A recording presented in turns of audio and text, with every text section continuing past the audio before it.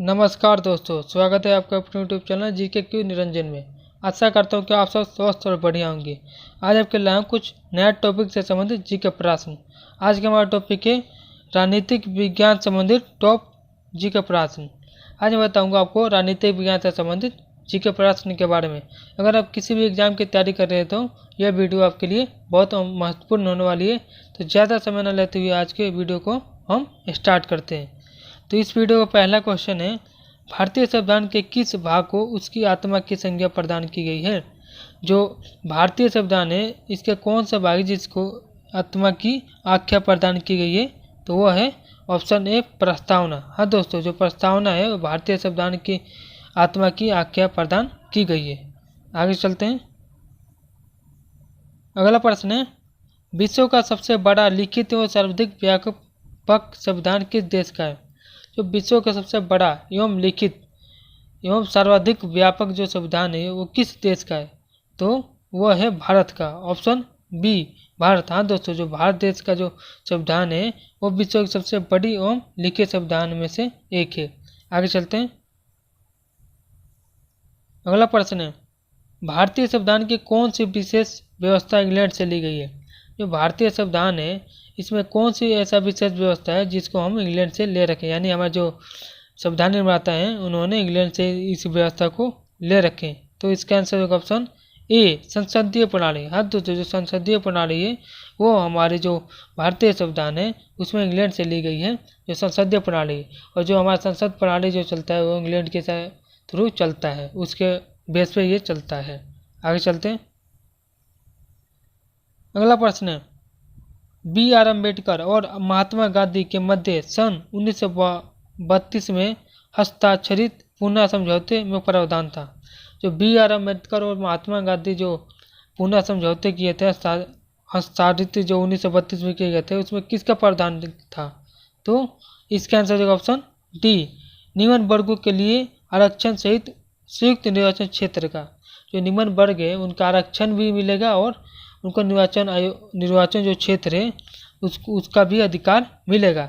इसी का जो प्रावधान हुआ था इसमें हुआ था, और ये महात्मा गांधी और बी.आर. अम्बेडकर द्वारा 1932 में हस्ताक्षरित पूना समझौते किए थे। इसी में ये प्रावधान दिया गया था। आगे चलते हैं। अगला प्रश्न है, भारतीय संविधान को कितने भागों में विभाजित किया गया है।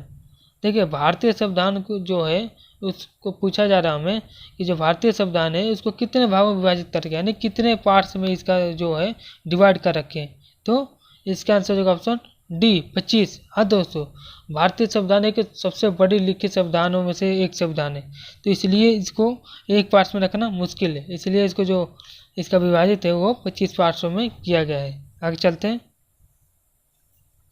अगला प्रश्न है, 500 से अधिक रजवाड़ों देशी रियासतों के भारत में विलय के लिए कौन उत्तरदायी था।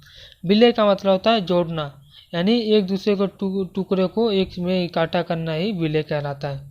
तो 500 से अधिक यानी कि लगभग 665 जो रजवाड़े हमारे 500 जो 65 रजवाड़े थी, उनमें जो इनको देशी रियासतें जो थी वो भारत में इसको विलय करने के लिए उत्तरदायी कौन था, यानी कि जो इसको भारत में विलय करने में अहम भूमिका किसने निभाई थी, तो इसका आंसर जो ऑप्शन सी सरदार वल्लभ भाई पटेल ने।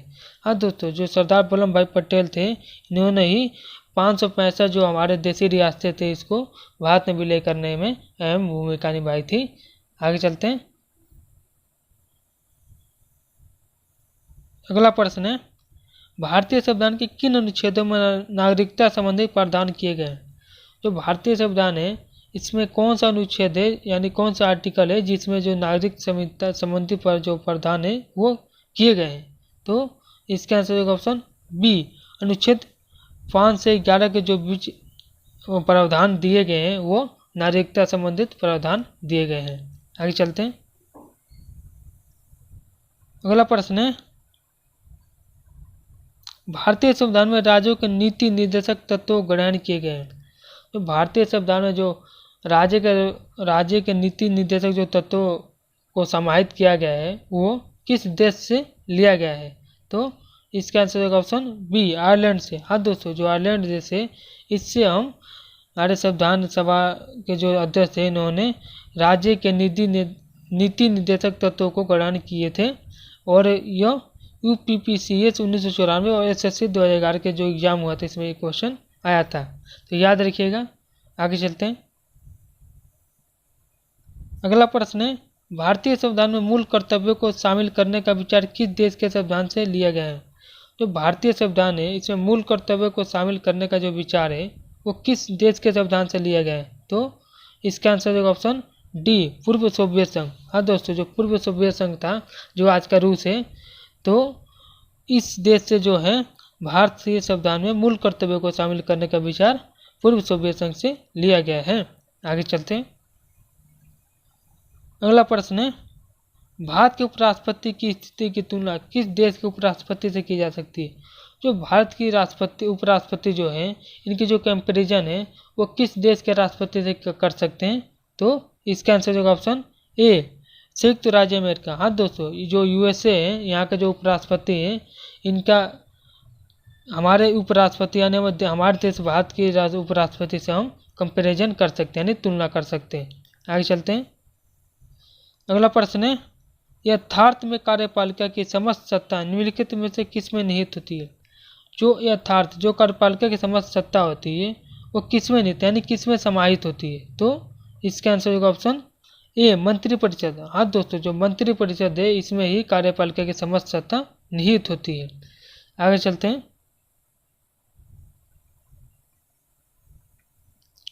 अगला प्रश्न है, वर्तमान में भारतीय संविधान में कुल कितनी अनुसूचियाँ हैं? वर्तमान समय यानी कि जो समय चल रहा है इसमें भारत के में जो अनुसूचियाँ है भारत संविधान में वो कितनी है? तो इसका आंसर होगा ऑप्शन सी, 12। हाँ दोस्तों, जो 12 अनुसूचियाँ हैं वर्तमान समय के भारतीय संविधान में जो कुल अनुसूचियाँ वो 12 है। अगला प्रश्न की तरफ चलते हैं। अगला प्रश्न है, भारत के संघीय व्यवस्थापिका को किस नाम से जाना जाता है? जो भारत के संघीय व्यवस्थापिका है जो यहाँ पे जो है इसको हम किस नाम से जानते हैं? तो इसका आंसर जो ऑप्शन डी, संसद। हाँ दोस्तों, जो संसद है इस नाम से हम भारत के जो संघीय व्यवस्थापिका है उसको संसद हम कहते हैं या इस नाम से जानते हैं। अगले प्रश्न की तरफ चलते हैं। अगला प्रश्न है, 1946 का कैबिनेट मिशन 3 मंत्रियों में गठित था, निम्नलिखित में से कौन इसका सदस्य नहीं था? हमें बताना, जो 1946 में कैबिनेट मिशन जो 3 मंत्रियों में गठित हुआ था तो इनमें से ऐसे कौन से सदस्य थे जो इनका सदस्य नहीं थे, यानी इनमें से कौन से व्यक्ति जो इनका सदस्य नहीं थे? तो इसका आंसर होगा ऑप्शन डी, लॉर्ड एमरी। हाँ दोस्तों, जो लॉर्ड एमरी थे वो 1946 का कैबिनेट मिशन 3 मंत्रियों में गठित था, उसका सदस्य ये नहीं थे। आगे चलते हैं। अगला प्रश्न है, भारत एक गणतंत्र है इसका अर्थ है? जो भारत एक गणतंत्र इसका अर्थ क्या है यानी इसका मतलब क्या है? तो इसका आंसर जो ऑप्शन सी, भारत में वंशानुगत शासक नहीं है। वंशानुगत मतलब होता है वंश अनुसार चलना, जो सत्ता, यानी कि अगर पिता है तो उसका जो पुत्र होता है तो पिता के मरने के बाद उस पुत्र का शासन मिलना या शासन जो उसको पुत्र चलाता है इसको हम वंशानुगत शासन कहते हैं, जो कि हमारे देश में नहीं है। इसलिए भारत एक गणतंत्र है इसका अर्थ यही है कि हमारे देश में एक वंशानुगत शासक नहीं है, लोकतांत्रिक शासन है। आगे चलते हैं। अगला प्रश्न है, भारत का संविधान कैसा है? ये बहुत आसान क्वेश्चन है, हमसे पूछा जा रहा है जो भारत का संविधान है वो कैसा है? तो इसका आंसर होगा ऑप्शन सी, न तो यह कठोर कम है और लचीला ज़्यादा है। यह जो कठोर है ये कठोर नहीं है और लचीला अधिक है, यानी लचीला कम नहीं है अधिक है, और कठोर ज़्यादा नहीं है कम है। तो इसलिए इसमें ज़्यादा संशोधित होता रहता है। हमेशा सुनते होंगे कि भारत में संविधान संशोधित किया गया, इस साल किया गया, ये हुआ वो हुआ। यही कारण है कि जो हमारे भारत का जो संविधान है वो कठोर कम है और लचीला ज़्यादा है, इसलिए। आगे चलते हैं। अगला प्रश्न है, भारत के संविधान निर्माताओं ने न्यायिक पुनर्वालोकन के विचार को ग्रहण किया है। जो भारत के संविधान निर्माता हैं उन्होंने न्यायिक जो पुनर्वालोकन के विचार है वो कहाँ से ग्रहण किया गया? तो इसका आंसर ऑप्शन डी, अमेरिका से। हाँ दोस्तों, जो अमेरिका है इससे जो भारत के संविधान निर्माता थे उन्होंने न्यायिक पुनर्वालोकन के विचार को अमेरिका से जो है ग्रहण किया है यानी कि लिया है। आगे चलते हैं। अगला प्रश्न है, भारतीय संविधान की तीसरी अनुसूची का संबंध है। जो भारतीय संविधान है उसका जो तीसरी अनुसूची है वो किससे संबंधित है? तो इसका आंसर होगा ऑप्शन बी, शपथ तथा प्रतिज्ञान से। जो शपथ तथा प्रतिज्ञान है वो तीसरी अनुसूची में समाहित है यानी लिखी गई है। तो इसका जो भारतीय संविधान की जो तीसरी अनुसूची है वो शपथ तथा प्रतिज्ञान से संबंधित है, यह संबंध रखता है। आगे चलते हैं। अगला प्रश्न है, पुडुचेरी को किस वर्ष भारत में सम्मिलित किया गया है? जो पुडुचेरी है जो था वो भारत में किस वर्ष में समाहित किया गया था? तो इसका आंसर होगा ऑप्शन सी, 1962। हाँ दोस्तों, जो 1962 का वर्ष था इसमें जो पुडुचेरी था उसको भारत में सम्मिलित यानी भारत में जोड़ा गया था। आगे चलते हैं। अगला प्रश्न है, निम्नलिखित में से कौन सी शर्त भारत की नागरिकता प्राप्त करने के लिए नहीं है? कुछ शर्त ऐसे है जो कि भारत की नागरिकता प्राप्त करने के लिए है, जबकि ऐसा शर्त कौन सा शर्त नहीं है जो कि भारत की नागरिकता प्राप्त करने के लिए नहीं है? तो इसका आंसर होगा ऑप्शन डी, संपत्ति स्वामित्व। जो संपत्ति स्वामित्व है वो भारत में नागरिकता प्राप्त करने के लिए नहीं है, जबकि अधिवास, वंशानुक्रम, पंजीकरण जो है वो भारत में नागरिकता प्राप्त करने के लिए है। जबकि जो स्वामित्व, संपत्ति स्वामित्व होता है, जो संपत्ति ज़्यादा जिसके पास होता है, संपत्ति का मालिक ज़्यादा होता है, तो वो नहीं है। आगे चलते हैं। अगला प्रश्न है, संविधान में कल्याणकारी राज्य का आदेश दिया जाता है। जो संविधान में कल्याणकारी जो राज्य का आदेश दिया जाता है वो किसके थ्रू दिया जाता है? तो इसका आंसर होगा ऑप्शन सी, नीति निर्देशक तत्वों में। जो नीति निर्देशक तत्वों में संविधान जो है उसे कल्याणकारी राज्य को आदेश दिया जाता है। आगे चलते हैं। अगला प्रश्न है, भारतीय संविधान के किस अनुच्छेद में कहा गया है कि संघ के लिए एक संसद हुई जो राष्ट्रपति और दोनों सदनों से मिलकर बनेगी? मैं बताना, जो भारतीय संविधान के कौन सा आर्टिकल है जिसमें कहा गया है कि संघ के लिए एक संसद होगी और जो राष्ट्रपति और 2 सदनों से मिलकर बनेगी?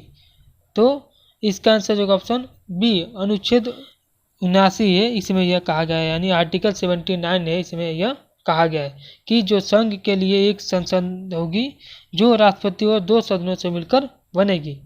आगे चलते हैं। अगला प्रश्न है, उपराष्ट्रपति पद के उम्मीदवार के नामांकन को निर्वाचन मंडल के कम से कम कितने सदस्यों के द्वारा प्रसारित किया जाना आवश्यक है? जो उपराष्ट्रपति का उम्मीदवार जब चयन होता है तो उसका जो कम से कम कितने सदस्यों के द्वारा प्रस्तावित करना आवश्यक होता है निर्वाचन मंडल के लिए? तो इसका आंसर होगा ऑप्शन डी, 20। हाँ दोस्तों, कम से कम 20 सदस्यों का होना आवश्यक है जो प्रस्तावित करेगा, तभी जो उपराष्ट्रपति पद के उम्मीदवार का नामांकन होता है वो कम से कम 20 सदस्यों द्वारा प्रस्तावित होता है। आगे चलते हैं। अगला प्रश्न है, मंत्रिपरिषद में निम्नलिखित में से कौन शामिल नहीं रहता? इसका आंसर होगा ऑप्शन डी, संसदीय सचिव। हाँ दोस्तों, जो संसदीय सचिव है वो मंत्रिपरिषद में शामिल नहीं होते हैं। अगला प्रश्न की तरफ चलते हैं। इस वीडियो का हमारा लास्ट प्रश्न है, भारतीय संविधान की 10वीं अनुसूची किससे संबंधित है? जो भारतीय संविधान है उसके जो 10वीं अनुसूची है वो किससे संबंधित है? तो इसका आंसर होगा ऑप्शन ए, दल बदल कानून। दल बदल कानून का मतलब होता है जब कोई व्यक्ति एक सत्ता के थ्रू जीतता है और जीतने के बाद किसी और सत्ता में चला जाता है, उसको ज्वाइन कर लेता है, इसे हम दल बदल कहते हैं। यानी कि एक दल से दूसरे दल में जाना ही दल बदल कहलाता है। तो इसको ख़त्म करने के लिए यह दल बदल कानून को लागू किया गया था। तो यह भारत के जो 10वीं अनुसूची है उसमें यह इससे संबंधित है, दल बदल कानून से। अगर वीडियो आपको पसंद आई है तो लाइक करें, शेयर करें और सब्सक्राइब करें। मिलते हैं नेक्स्ट वीडियो में, तब तक के लिए जय हिंद।